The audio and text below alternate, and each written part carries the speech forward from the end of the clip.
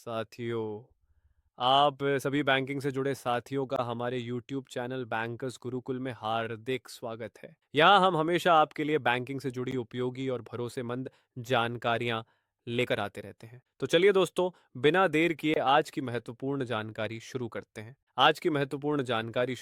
हैं। लेकिन इस योजना का वास्तविक लाभ तभी ग्राहकों तक पहुंच पाता है जब बैंक द्वारा सही खाते में सही समय पर और सही पोर्टल पर प्रक्रिया पूरी की जाए। हाल ही में यह देखा गया है कि पीएमएवाई यू 2.0 के अंतर्गत पात्र हाउसिंग लोन खाते तो खोले गए, लेकिन उन्हें यूडब्ल्यूपी पोर्टल पर सब्सिडी के लिए समय पर ऑनबोर्ड नहीं किया गया। यही कारण है कि ग्राहकों को सब्सिडी मिलने में देरी हो रही है और शिकायतों की संख्या लगातार बढ़ रही है। अब आइए इस विषय से जुड़े मुख्य निर्देशों को सरल भाषा में समझते हैं। पीएमएवाई यू 2.0 हुआ कि इंटरेस्ट सब्सिडी स्कीम के अंतर्गत आने वाले सभी पात्र हाउसिंग लोन खाते केवल टीएलपीएमवाई स्कीम कोड में ही खोले जाने चाहिए। इसके अतिरिक्त प्रत्येक ऐसे खाते को पहली डिसबर्समेंट की तारीख से 30 दिनों के भीतर यूडब्ल्यूपी पोर्टल पर ऑनबोर्ड करना अनिवार्य है। यह केवल एक औपचारिक प्रक्रिया नहीं है, बल्कि ग्राहक को समय पर ब्याज सब्सिडी दिलाने का एक मात्र माध्यम भी है।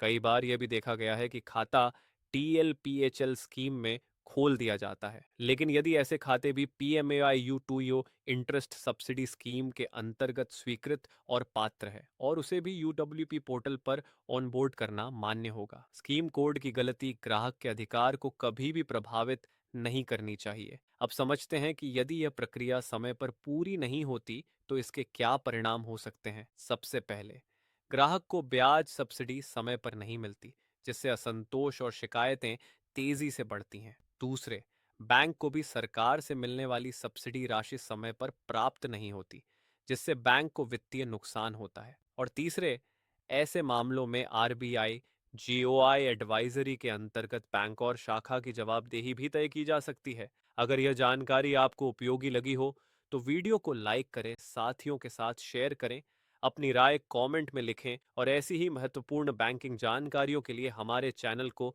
सब्सक्राइब करना न भूलें।